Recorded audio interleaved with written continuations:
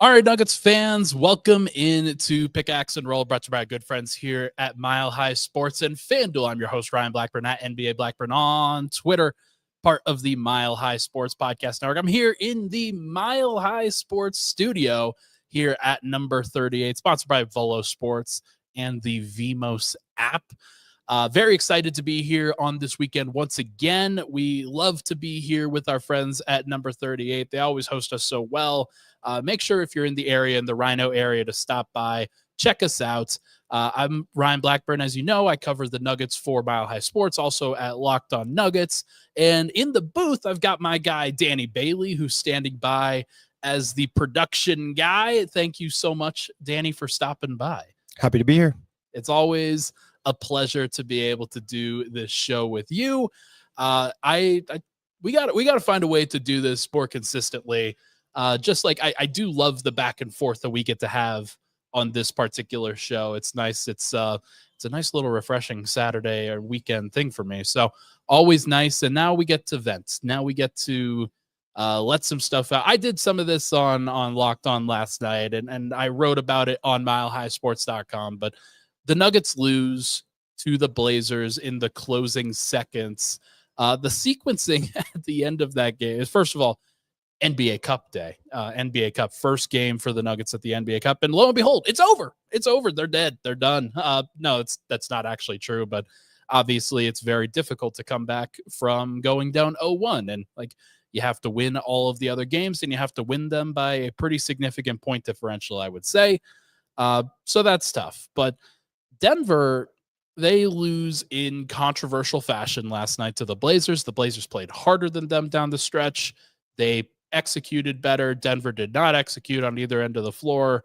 But the unfortunate aspect of it, so Aaron Gordon hits a step back mid-range jumper, a tough mid-range jumper late to put the Nuggets up 107-102 with 60 seconds left to go. And you think, okay, well, that's probably it, or at least as close to it as you possibly get, because this Nuggets team is often so good in the clutch.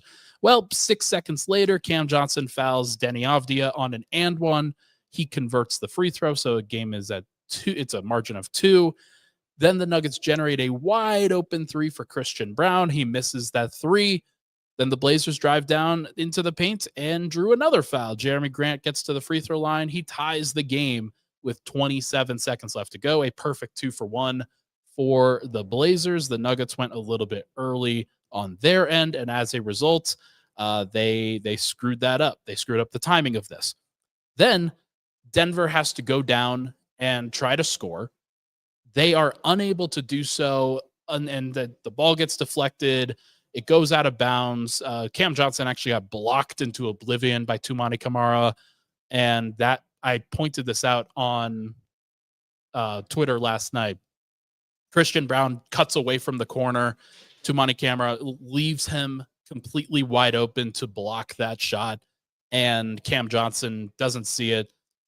It's an uncomfortable play, and something that a team that better executes knows how to operate in those situations. Cam Johnson, the ball did not touch Murray's hands. It did not touch Jokic's hands. It did not touch Gordon's hands. It was Cam Johnson, and then he probably could have passed it to Christian Braun. That didn't happen. And so Denver has 6 seconds left to go in the game. They've got 3 seconds left to go on the shot clock. What do? Well, they try to inbound the ball to Nikola Jokic. He gets wrapped up from behind, but oh no, it's a jump ball, because you're touching the ball through Nikola Jokic on the other side. It was the suplex maneuver that was able to grab the ball from behind Nikola Jokic. Somehow that was not called a foul. That was called a jump ball. Jokic does a good job of tapping the ball to Aaron Gordon to give him an opportunity for a shot.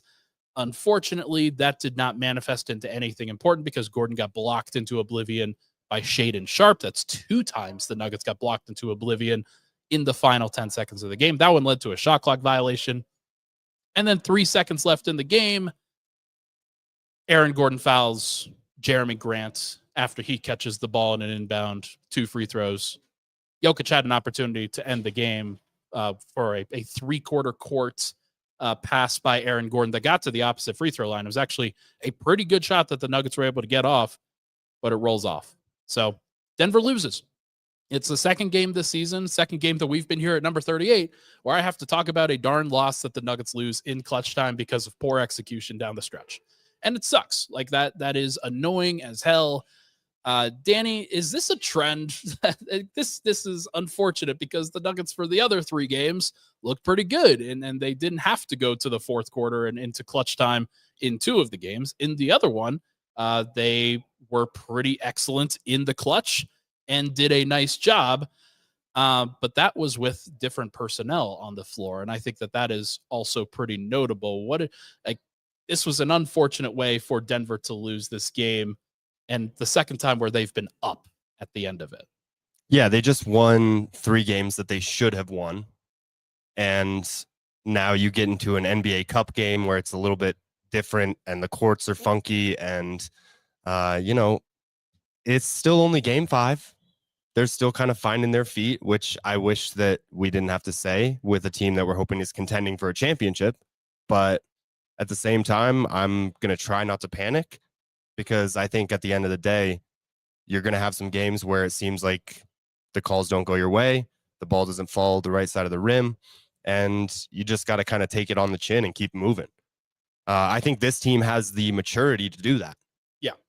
And Jamal nursing an injury through that game, but still the top scorer. That's promising to see. He should be the leading scorer for them this year.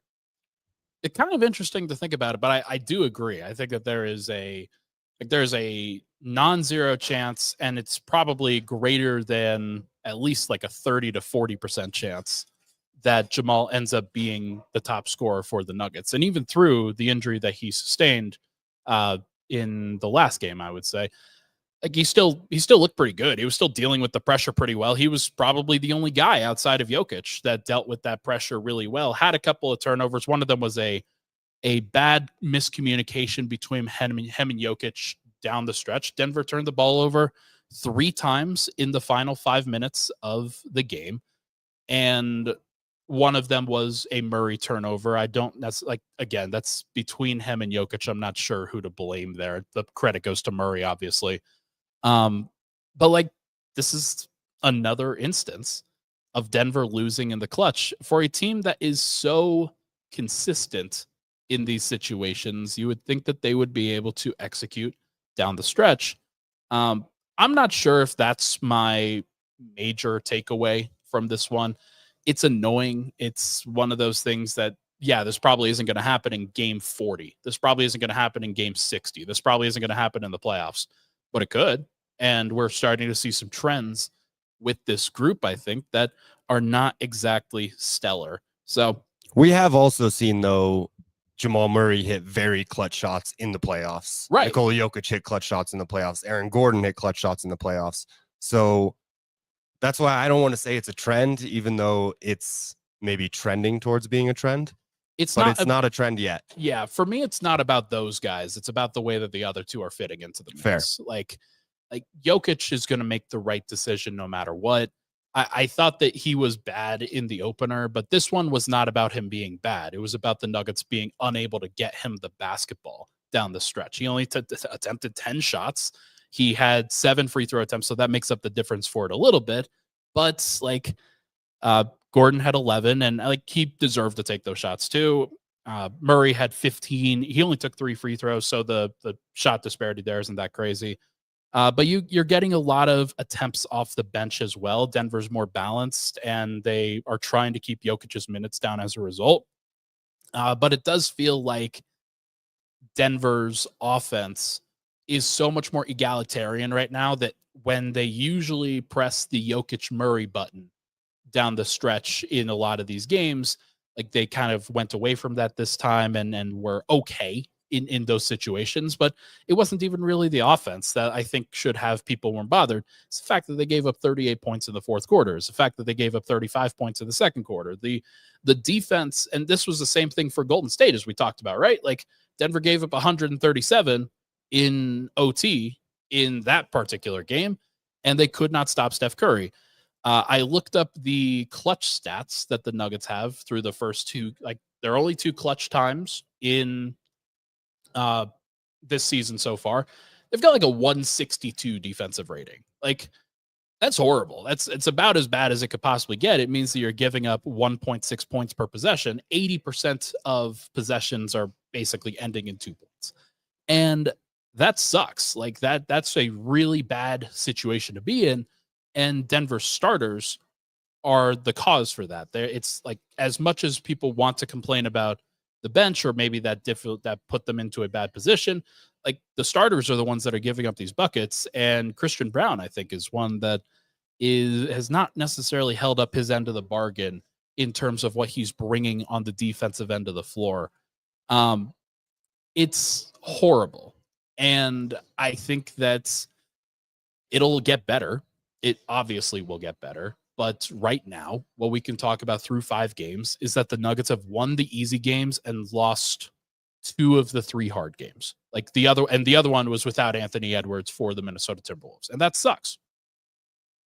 It just sucks. So we'll see what it ultimately looks like. But I wrote in the topic list here, Danny, what's the worry level on Christian Braun?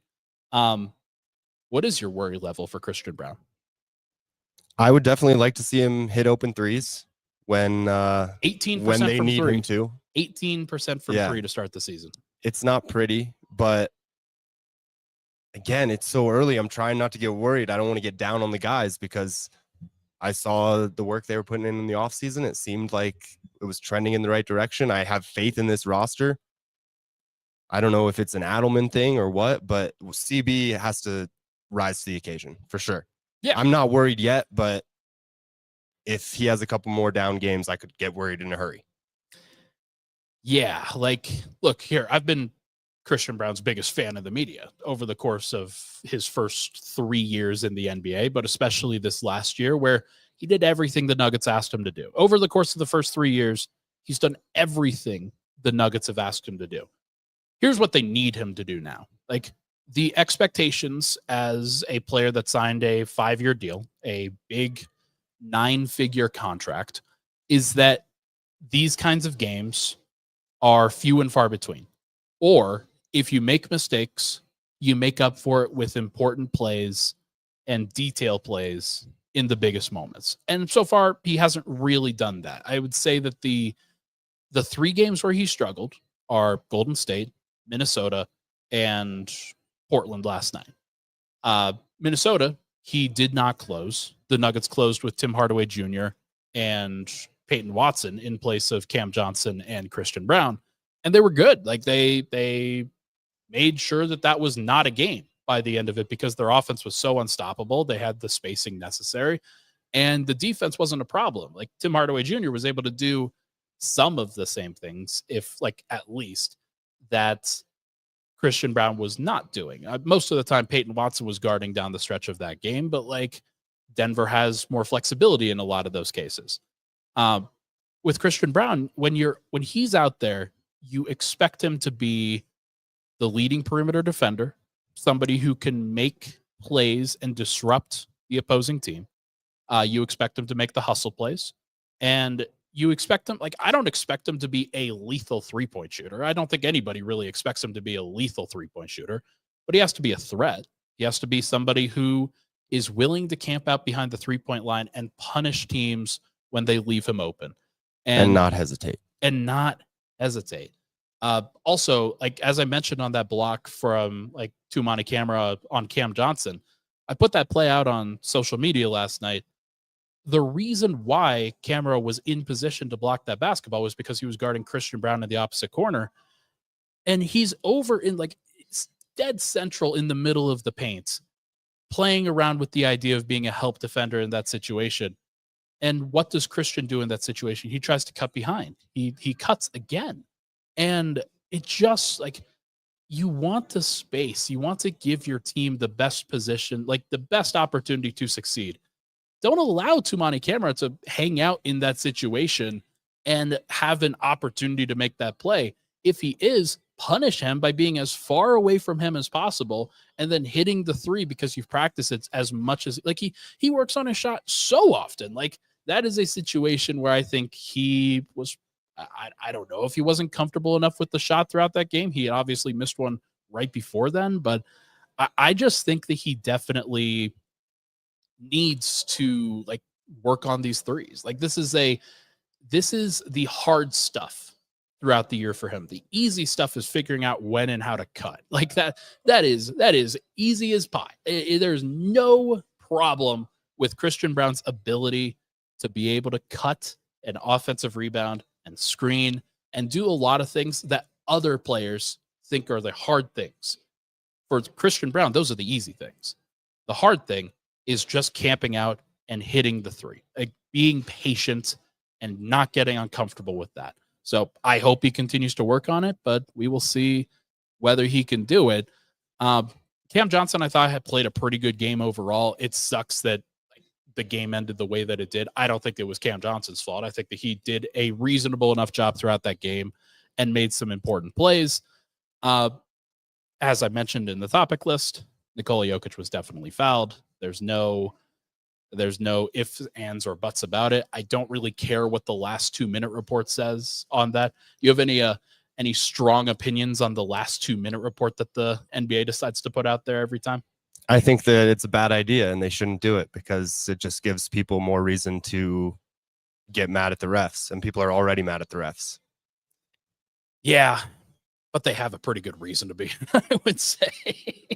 and yeah, especially in this one. Yeah, for Nuggets fans, I think you feel like you've been wronged. Portland played a very physical game, and Denver matched their physicality at various points through the first 3 quarters. They were not able to match it in the fourth quarter, and as a result, gave up a pretty big run. It sucks. It sucks. Denver should be they could be 5-0 at this point. They are some foul calls and a Steph Curry logo 3 from being 5-0. But this is what I keep talking about when I talk about, okay, how do you bank wins early in the season? And Denver just hasn't been able to do that in these tough situations. Now, winning the Minnesota game was a big deal. So they're 1 out of 3 in these situations. They needed to win the Phoenix game. They needed to win the New Orleans game. I don't give them that much credit for those. They approached it the right way. Those teams suck. But I think that when you're matching up against the hard teams, you got to find a way to go at least 500 in those situations. And Denver, to this point, again, it's only been 5 games. This will probably improve throughout the season. But these are the kinds of games that take your win total from 58 to 56, or 56 to 54, or 54 to 52. And if Denver gets too caught up in the morass of NBA teams, of Western Conference teams, they're going to be up a creek. That is not a good sign. So we'll see what happens. But tell you what, Danny, let's take a break. When we come back, we are going to discuss the rest of the NBA Cup and some of the other things that I can pull from FanDuel. We'll talk about it next here on Pickaxe and Roll. This podcast is brought to you by Delete Me. Delete Me makes it easy, quick, and safe to remove your personal data online at a time when surveillance and data breaches are common enough to make everyone feel vulnerable. Data brokers, they profit off of your data. It's a commodity. Anyone on the web can buy your private details. This can lead to identity theft, phishing attempts, and harassment. Have you ever been the victim of identity theft, harassment, doxing? If you haven't, you probably know someone who has. Delete Me can help. Take control of your data and keep your private life private by signing up for Delete Me. Now at a special discount for our listeners. Get 20% off your Delete Me plan when you go to deleteme.com/hit and use promo code HIT at checkout.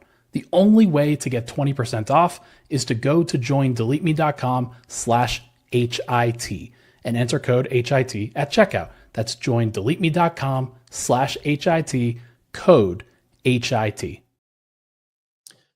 All right, we are back. Pickaxe and Roll, Ryan Blackburn here. Thank you so much for tuning into the show. Hit that like button, folks. Hit that subscribe button. Would really, really appreciate it. We're here at number 38 in the Mile High Sports Studio. Always appreciate the love and support from the folks. If you can, head on over to number 38 and let them know that you came for us and came because we told you to, because they love to hear that we are helping them out and in this partnership that we have. So thank you so much for tuning in. Okay, let's talk a little bit more about the NBA Cup. There's some other things that I'll get to in a little bit if we could talk about starting lineups versus closing lineups in just a little bit. But the NBA Cup itself, Denver's now 0-1. Oh my gosh, they're 0-1 in the NBA Cup. Portland is 1-0 in West Group C. None of the other teams have played so far. Warriors, Rockets, Spurs, they haven't played. Denver's point differential is -2. That is the second tiebreaker behind head-to-head and actual record, win-loss record in this particular instance. So the fact that they only lost by 2 is good. It's not great because you'd rather it be a win, but if you could choose like how much you won or lost by, it would be 1, 2, or 3 points, because Denver could technically still become a wild card if they win effectively the next 3 games, but they're going to have to do so by a significant margin. According to FanDuel, the Nuggets, their odds to be the NBA Cup winner, they dropped from plus 1,100 before the Cup opened to plus 1,700 in the NBA Cup winner odds. What I thought was kind of interesting, Danny, West Group C odds, the Warriors plus 250. They're the clubhouse leader. The Rockets plus 300. The Nuggets are still plus 380 for some reason. I don't really know why that is. The rest of this division is really tough, and the fact that the Nuggets did not bank a win last night is really annoying. And especially for those odds, it should decrease them significantly. They were the clubhouse leader before, but they're now third. The Spurs plus 420. The Blazers are still just plus 500. That to me seems like a pretty interesting play for people, given that they already have a win.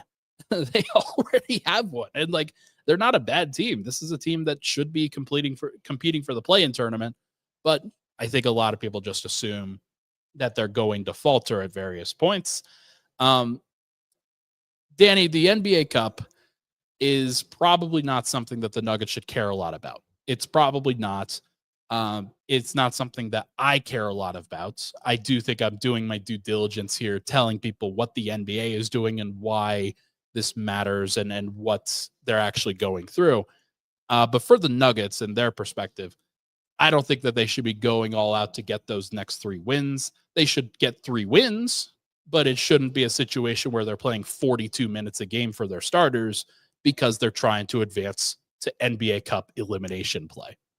For sure. You got to keep the minutes down, especially for Joker. Do you think that Valanciunas is getting enough minutes right now? Because it seems like it's still a little low, but no. It's something that I pointed out on a previous show. It's something that I think that the Nuggets are not missing out on, because like that would be wrong. But like through 5 games, Jonas Valanciunas at this point is averaging 12 minutes per game. Nikola Jokic is averaging 34.8. That is down from 36.7 or whatever he was averaging last year. And almost more importantly, his role during those games is way lower. It is not as significant of a I have to carry everything kind of role. Murray's done a good job of stepping up in those moments. Gordon has, like, he stepped up in game 1 and then has had some good moments too. Hardaway had that great game. Absolutely. Like that Minnesota game. That one, Jokic didn't have to take every shot. Murray had 43 points, and then Hardaway had 20 off the bench, which was a significant move. But like, this is the balance that a team like the Nuggets has to figure out. They probably shouldn't be going all out with their starters in these NBA Cup games. Maybe they want to. Like, I'd actually be curious to get the opinion of somebody like a Jamal Murray or somebody like a Jokic, and whether they use this as an approximate for playoff basketball or not.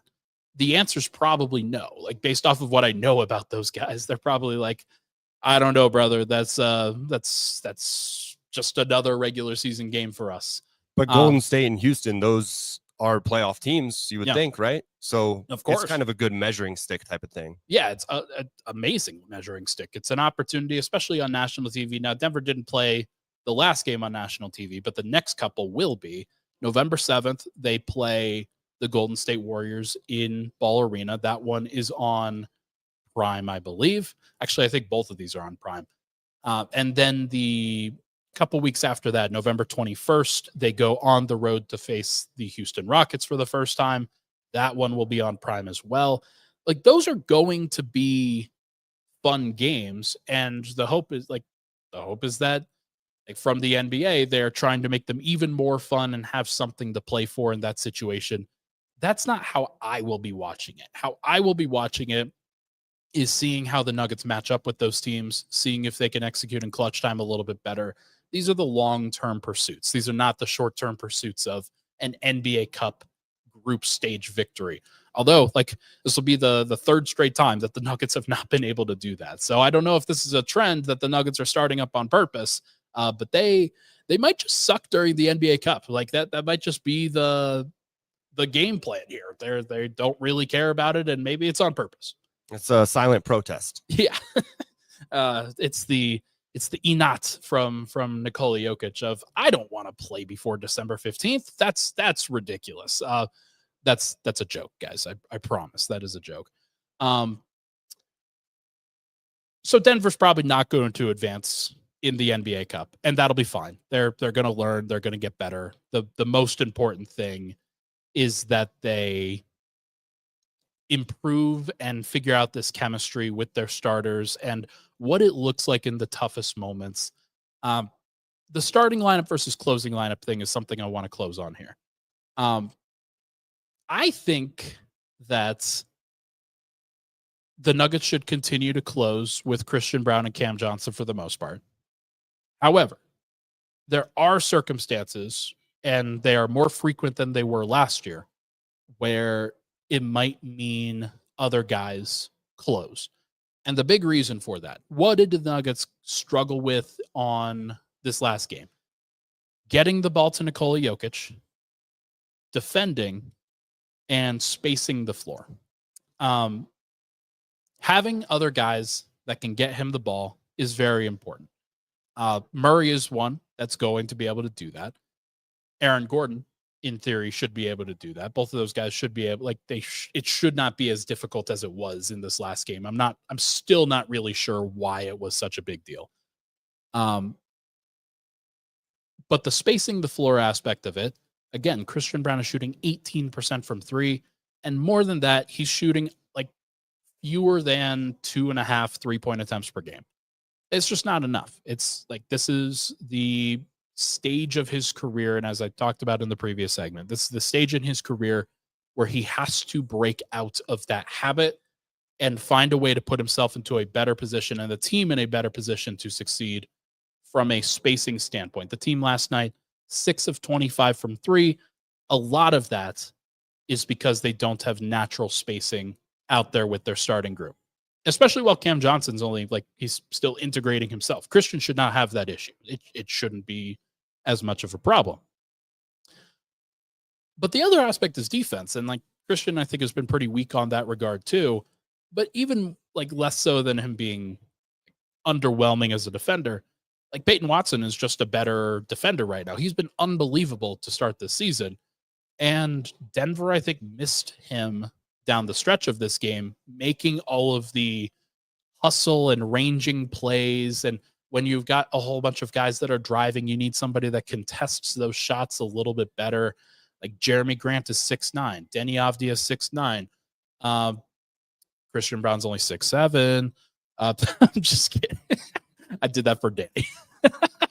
But like, I just think that Peyton Watson is a taller, more rangy athlete with slightly better defensive instincts, both on and off the ball. I think is somebody that can impact these games down the stretch. They need that. They need somebody who can make those hustle plays, range across the floor, and make those stops. Like, Christian, the numbers that he's putting up so far defensively are a little bit underwhelming. So again, like, it's one of the things that I asked about before the season.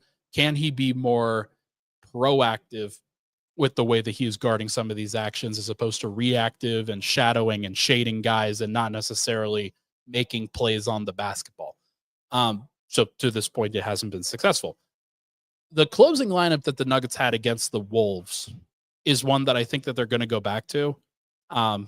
You've got Murray, Tim Hardaway Jr., Peyton Watson, Aaron Gordon, Nikola Jokic. I also think that Peyton Watson simply closing ahead of Christian Braun is reasonable while they try to get Cam Johnson up to the fold, where you've got Murray, Peyton Watson at the 2, or maybe Cam Johnson at the 2. Who cares? You've got Murray, Peyton Watson, Cam Johnson, Aaron Gordon, Nikola Jokic.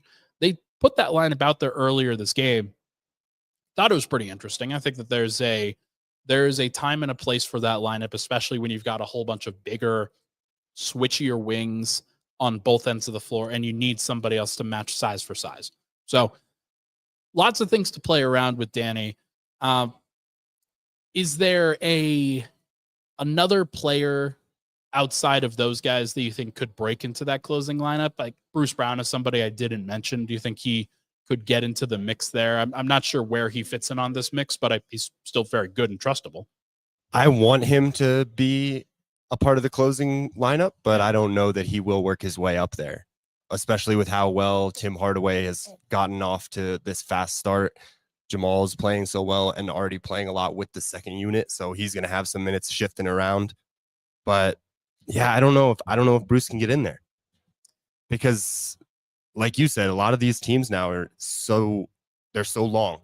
Yeah. You know, a lot of length on the wings. Like Houston's one of those teams, right? Everybody's just like 6'9" or taller. So it was wild. Like it's very impressive from Portland to be able to do that. They had Drew Holiday out there who looks like he's 6'9", despite the fact that he's only 6'3". That dude is amazing defensively still. He was disrupting Jamal Murray. And you had Toumani Camara, who was guarding a variety of different guys down the stretch, but was just wreaking havoc a lot of the time. You want him in a help situation. You had Jeremy Grant guarding Jokic, and that's a matchup that they should have been able to press a little bit more. They weren't able to do that, and that'll be something they watch on film and we'll have to get better at, because who knows? Like maybe another team will use their 6'9" guy like a Rui Hachimura to guard their big center, the big Serbian guy, and try to get away with murder. That seems like something that may or may not happen down the stretch. I think that like these are all correctable issues. They're all things that I'm considering Denver to be like they're going to figure it out. That my opinions on them haven't changed. I still think they're going to win a championship. The question is how they can best get to that place, what they need to do in order to put themselves into that situation and into that position to be able to be successful. I think they have the horses to do it. There was a question earlier in the show. Do the Nuggets need a pure point guard? Do they need a pure point guard with the second unit? And I don't know. Like Murray having to stagger with that second unit and play heavy minutes on that calf injury, despite the fact that like it is clearly bothering him, but like they don't really have another solution for bringing the ball up the floor and initiating offense and making sure that everybody's in the right spot unless Murray is also doing that. And he didn't even do it that great in this last game. It's still a minus 15, not really his fault, but like his shooting was good. It was the getting into the flow that wasn't necessarily good enough, I think, with that second unit specifically, but also down the stretch of this game. Do you think they need another point guard? Because like I'm trying to think about who they would replace, what those lineups would look like. Jalen Pickett is somebody that they haven't really brought out yet, but could he be somebody that they try? It just seems like they could use another person to initiate offense, Danny. Yeah, I don't know that they need another point guard necessarily, just maybe another ball handler. Yeah. However you want to slice it. But that's one of the things about the Nuggets that makes them so unique is everybody on that starting unit can bring the ball up at one point or another. It's not necessarily the same for the second unit. So I don't think they need to bring someone else in because I want to see those minutes go to Jalen Pickett. But then again, I'm a Nuggets fan first, so. I mean, you could be a Nuggets fan and say, hey, I would like the best players possible. That would be a good idea. I think that there's of course, but it's the NBA and they have salary caps and whatnot and aprons and all kinds of things that nobody knows about. Holy shit, the aprons suck. They are. It is just heinous to think that the Nuggets, like they have an open roster spot. They did everything right this offseason in terms of turning a large contract into several smaller contracts that can all contribute and help the depth of the team. Like, they're all good. The problem is that you can't have everything in the NBA because of the second apron, or like you go for it 1 year and you just penalize yourself out the wazoo. And that makes it really difficult to be successful. So it's something that I'll be thinking about. I said this, I don't remember if it was on this show or somewhere else. I don't think the Nuggets fill that 15th roster spot until January, or if maybe they fill it a little bit sooner, if there is an injury, if there's an absence that they need to accompany and make up for. But I don't think the second unit ball handling or the secondary ball handling is enough of a concern for Denver that they should have to worry about it.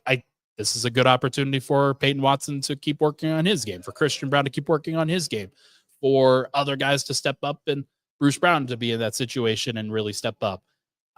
It's not something that I'm really thinking that much about. And I know a lot of other Nuggets fans definitely are, but I just, like, you can't have everything in this league, and trying to get everything, you'll fail. Like, you just will. So we'll see what happens. But last thing, NBA Cup standings, as we mentioned, Phoenix won last night against Utah.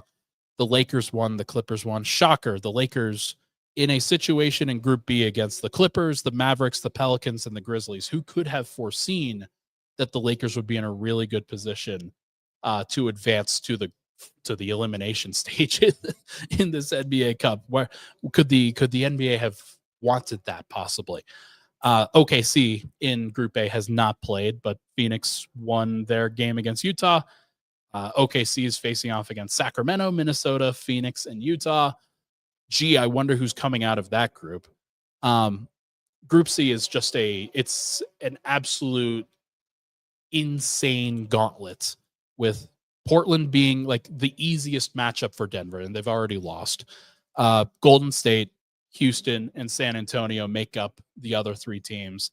I do not think Denver advances. If I had to pick, only one team from Group C advances, because they all absolutely cannibalize each other because of how good the team is as a whole, as the group is as a whole. I bet the Lakers and Clippers come out of Group B, and I bet Group A has the OKC Thunder. So probably not going to feature the Nuggets, and maybe that's okay. Maybe that's fine. So, I mean, like we talked about, it's one less game, right? Two less games? Well, one less game, but like they're going to have to make up those other couple by having to match up against a couple of other. I don't even know how they pick those games. Like, I remember a couple years ago, they had faced the Clippers like 4 times in the first 20 games of the season, and then they gave them a 5th game against the Clippers and against the Houston Rockets, and they will probably do the same thing.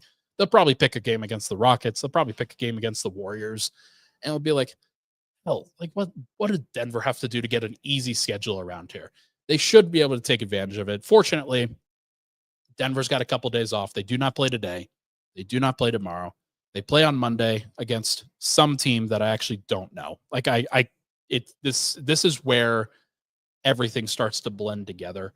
I tried to look up the Kings. They play. Oh, right. That layer. Okay. Next time you hear from me, folks, we'll be previewing the Nuggets matchup against old foe Russell Westbrook, or old friend Russell Westbrook, excuse me, and old foe, I guess. And we'll talk about Denver and how they match up against the Sacramento Kings for that Monday night matchup. But Danny, I think that's going to do it here in the number 38 studios. Any final things before we get out of here? Go Nuggets. Go Nuggets, baby. All right, everybody, that is going to do it for this episode of Pickaxe and Roll, brought to you by our good friends at FanDuel here at Mile High Sports Studio in number 38. Make sure to check out Volo Sports. Make sure to check out the Vimos app. Really appreciate your love and support and the podcast as always. Hit that like button, hit that subscribe button on the way out. I will talk to you guys very soon.